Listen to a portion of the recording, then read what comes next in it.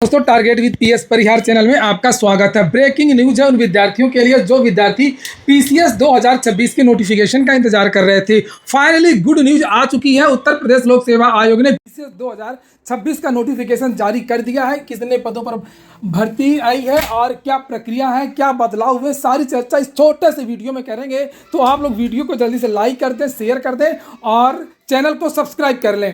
आगे बढ़ने से पहले एक सूचना है उन विद्यार्थियों के लिए जो विद्यार्थी बिहार पीसीएस अथवा यूपी पीसीएस की तैयारी कर रहे हैं। वे सभी अभ्यर्थी पीडब्ल्यू यूपीपीएससी वाला बीपीएससी वाला प्लेटफॉर्म पर आकर के आप लोग अपनी तैयारी पूरी कर सकते हैं। यहाँ पर एक बहुत बड़ा ऑफर है जिनका जो कि साल में एक बार आता है। प्रतिज्ञा दिवस इनकी कीमतें 50% तक कम कर दी जाती हैं। यहाँ पर लिखा भी है, ये देखिए और ये जो ऑफर वो समाप्त होने वाला, तो आप लोग जल्दी से जाकर के इस ऑफर का लाभ ले सकते हैं। कुछ कोर्सेज भी हैं जिनका टारगेट पीसीएस 2029 है, उनके लिए प्रारंभ बैच है। नए विद्यार्थियों के लिए 3 साल का पूरा प्रोग्राम है, कंप्लीट तैयारी करवाई जाएगी। इंग्लिश मीडियम का बैच ये है, हिंदी माध्यम में भी ये बैच है। फीस है मात्र 10,999 रुपये और एक कूपन कोड लगा देंगे आप लोग PSP 500, तो आप लोगों को और अधिक एक्स्ट्रा छूट मिल जाएगी। इसी तरीके से यहाँ पर इनके कुछ और बैच हैं, जैसे एक सक्षम के नाम से बैच है पीसीएस 2027 के लिए, प्रथम के नाम से हिंदी का बैच, हिंदी माध्यम विद्यार्थियों के लिए बैच है 2027 के, जिसकी फीस तो केवल 4,799 रुपये है। इसी तरीके से प्रीलिम्स जिसका नोटिफिकेशन आज जारी हुआ है उसके लिए भी 2,699 रुपये में बैच है।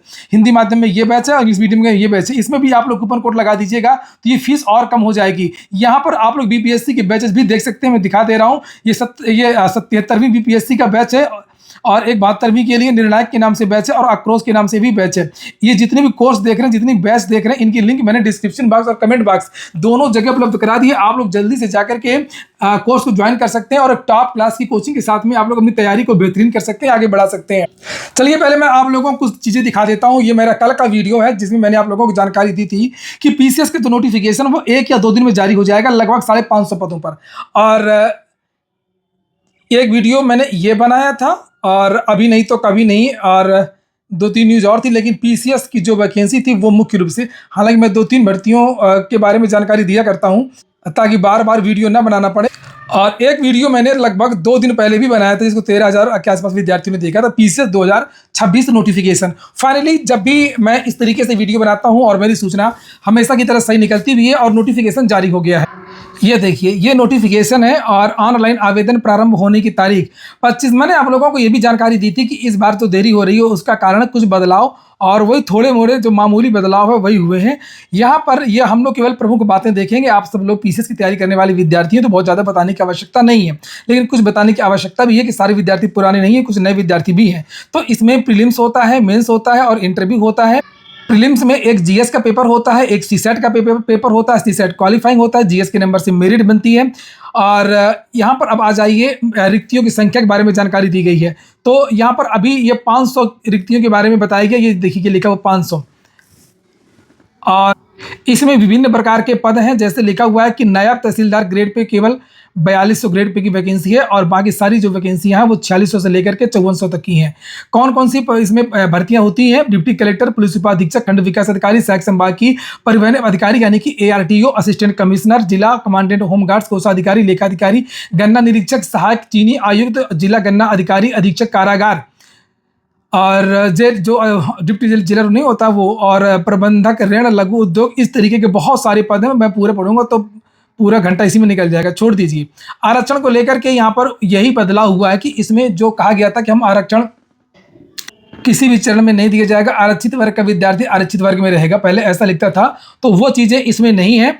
यहाँ पर बदलाव को लेकर के, आरक्षण को लेकर के इन्होंने जो कोर्ट में मामला चल रहा है भावना यादव वाला, उसका हवाला दिया है और ये कहा कि जो भी नियम संगत होगा, जो भी आदेश होगा उस हिसाब से हम उसका पालन करेंगे। यहाँ पर देखिए लिखा हुआ है कि आरक्षित श्रेणियों के उम्मीदवारों अभ्यर्थियों को अंतिम चयन में अनारक्षित श्रेणी के पदों पर तभी समायोजित किया जाएगा जब उनके द्वारा प्रारंभिक परीक्षा या मुख्य परीक्षा के स्तर पर योग्यता मानक में कोई भी लाभ रियायत ना लिया गया हो।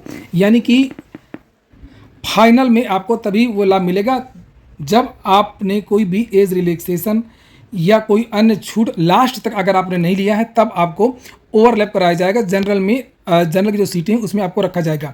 अगर आपने यानी कि प्रीलिम्स में ही अगर आपका जो चयन ओबीसी की कैटेगरी पर हुआ है या ईडब्ल्यूएस की कैटेगरी पर हुआ है, यानी कि आपने लाभ ले लिया है, तो आपका चयन नहीं होगा। कहने का मतलब ये है किसी भी प्रकार से अगर आपने लाभ लिया है तो फाइनल जो मेरिट बनेगी तब आपको जनरल सीट नहीं दी जाएगी।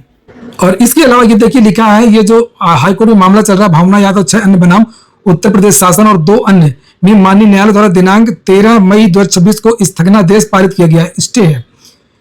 और चयन से संबंधित समस्त प्रक्रियाओं में कार्रवाई तत्समय प्रवर्त अधिनियमों, संगत विधियों, प्रभावी शासनादेशों, माननीय आयोग के निर्णय के अनुसार किया जाएगा। और कोई भी फर्जी कागज लगाता है तो उसके खिलाफ कार्रवाई की जाएगी। तो और कोई बदलाव नहीं हुआ है, बस यहीं पर थोड़ा सा ये इन्होंने लिखा। ये नोटिफिकेशन आप लोग उत्तर प्रदेश लोक सेवा आयोग की जो ऑफिशियल वेबसाइट है वहां पर मिल जाएगा नोटिफिकेशन। और मेरा टेलीग्राम आप लोग ज्वाइन कर लीजिए। टेलीग्राम चैनल में आप बहुत पुरानी नियमावलियां, शासनादेश, शिक्षा सेवा चयन आयोग की जो अभी एक नई संशोधित नियमावली है वो मिल जाएगी। यानी बहुत सारे ड्राफ्ट वगैरह की जो पीडीएफ है ना वो मिल जाती है। आप लोग केवल महीना याद रखिएगा, स्क्रॉल करिएगा और वो नोटिफिकेशन आपको मिल जाएगा। तो ये मैं डाल दूंगा, ये भी हमेशा के लिए सेव हो जाएगा। आप कभी भी जाकर के टेलीग्राम से दोबारा जब आवश्यकता पड़े तब भी देख सकते हैं और आज भी इस नोटिफिकेशन को आप लोग देख सकते हैं। तो नोटिफिकेशन में ये अर्हता और योग्यता के बारे में जानकारी दी गई है और पदों का अलग अलग विवरण नहीं बताया गया है। उसके बारे में मैं अलग से वीडियो बना दूंगा। मैं बना भी चुका हूं कि इस बार डिप्टी जेलर के कितने पद हैं और एसडीएम के कितने पद हैं, एआरटीओ कितने पद हैं, ये सब वीडियो में बना चुका हूं। और ज़्यादातर पदों में केवल और केवल आपका मांगा गया है स्नातक, और जो कुछ ऐसे पद हैं जहां पर विशेष योग्यता मांगी गई है उसको लेकर के जानकारी दी गई है। मैंने आप लोगों को ये जानकारी दी थी कि इस बार जो है आप लोगों को डाइट लेक्चरर टाइप की जो वैकेंसीज है वो देखने को मिलेंगी। तो इनकी भी अर्हता को लेकर के जानकारी दी गई। देखिए, जिला विद्यालय निरीक्षक और ये वरिष्ठ प्रवक्ता के बारे में भी मैंने आप लोगों को जानकारी दी थी। ये देखिए, एमएड, ये तो अधिमानी अर्हता है। वैसे भारत विधि दर्ज किसी विश्वविद्यालय से स्नातकोत्तर के साथ में बीएड, तो ये पढ़ाता है ना, इसलिए इसमें बीएड मांगा जाता है। तो इसमें बीएड होना चाहिए और प्रास्नातक होना चाहिए और अन्य चीज़ें हो तो वो भी ठीक रहेगा। श्रम प्रवर्तन अधिकारी की योग्यता के बारे में लिखा है, सहायक श्रमायुक्त की योग्यता, ये ऐसे पद हैं जिसमें विशेष योग्यता चाहिए। और खाद्य सुरक्षा अधिकारी की भी इसमें वैकेंसी है, ये यहाँ पर उसकी योग्यता वगैरह के बारे में जानकारी दी गई है। जिला परिवीक्षा अधिकारी, इसमें भी समाजशास्त्र आदि से अगर स्नातक किया तो आप लोग आवेदन कर सकते हैं।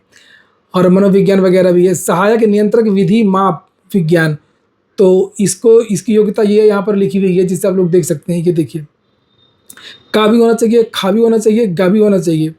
और ये भी नीचे कुछ और योग्यताएं दी गई हैं और भर्तियों के बारे में जानकारी दी गई है। और बाल विकास परियोजना अधिकारी का भी इसमें पद है जिसमें समाज कार्य या समाज शास्त्र गृह विज्ञान से अगर आप स्नातक है तो इसके लिए आवेदन कर सकते हैं। कुछ पदों में हाइट भी मांगी गई है, जैसे पुलिस उपाधीक्षक के लिए हाइट मांगी जाती है 165 सेंटीमीटर। कोई खास, ये तो लगभग सभी के पास होती है इतनी हाइट।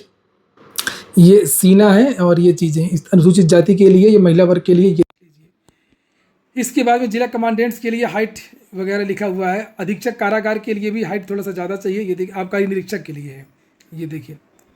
और यहाँ पर कुछ और भी पद हैं, जैसे जिला युवा कल्याण प्रादेशिक विकास दल अधिकारी के लिए भी हाइट चाहिए। तो ये तो हो गया पदों का विवरण। 500 पद हैं, विभिन्न प्रकार के पद हैं, अलग अलग विवरण दिया नहीं गया है। इसमें परीक्षा के प्रारूप के बारे में जानकारी दी गई है कि जो प्रारंभिक परीक्षा होगी प्रीलिम्स, उसके 2 भाग होंगे और इसमें जो पेपर होगा, देखिए, प्रत्येक प्रश्न पत्र 200 अंकों का होगा, 2-2 घंटे का होगा। दोनों प्रश्न पत्र वस्तुनिष्ठ प्रकार के होंगे, एक यानी कि जीएस वाला पेपर होगा और एक आपका सीसेट वाला पेपर होगा। प्रथम प्रश्न पत्र 9:30 से लेकर के 11:30 बजे तक, द्वितीय प्रश्न पत्र होगा 2:30 बजे से लेकर के 4:30 बजे तक। प्रारंभिक परीक्षा का द्वितीय प्रश्न पत्र आयकारी होगा। प्रीलिम्स का द्वितीय प्रश्न सीसेट वाली बात हो रही है, जिसमें 33% नंबर लाना अनिवार्य है। और जो आपकी मेरिट बनेगी वो जीएस का जो पेपर होगा उसी से आपकी मेरिट बनेगी और 1/3 की नेगेटिव मार्किंग रहेगी। इसको लेकर के भी चीज़ें नीचे स्पष्ट की गई हैं। इसके बाद में मुख्य परीक्षा के बारे में यहाँ पर ये जानकारी दी गई है कि जो अब 15 गुना विद्यार्थियों को जो बुलाया जाएगा, जो मेरिट बनेगी, तो ये देखिए, सामान्य हिंदी का 150, टोटल 8 एग्जाम होंगे आपके, 8 पेपर होते हैं मेंस में, 8 पेपर। निबंध का 150 अंक का है। उसके बाद में आपके जो है ये जीएस के हैं, ये देखिए 6 पेपर जीएस के हैं और एक हिंदी और एक निबंध, 6 तो 8 हो गए कंप्लीट। और सामान्य धन का ये 200 नंबर के, तो ये 1500 का आपका पूर्णांक हो गया। ये देखिए, 2 छक्का ये 12 और ये 300 150 का, ये 12 3 1500। और यहाँ पर एक बात ये भी लिखी है कि सभी प्रश्न पत्र परंपरागत प्रकार के होंगे। प्रश्नों को हल करने के लिए 3 घंटे का समय दिया जाएगा।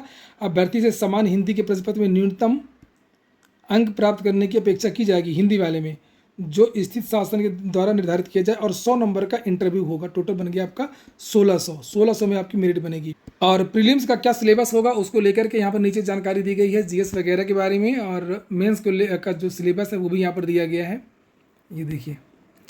तो देख लीजिए और कमेंट बॉक्स में बता दीजिए कि कौन कौन इस बार पीसीएस के लिए आवेदन करेगा। आज की वीडियो में इतना ही। पूरा वीडियो सुनने के लिए बहुत बहुत धन्यवाद।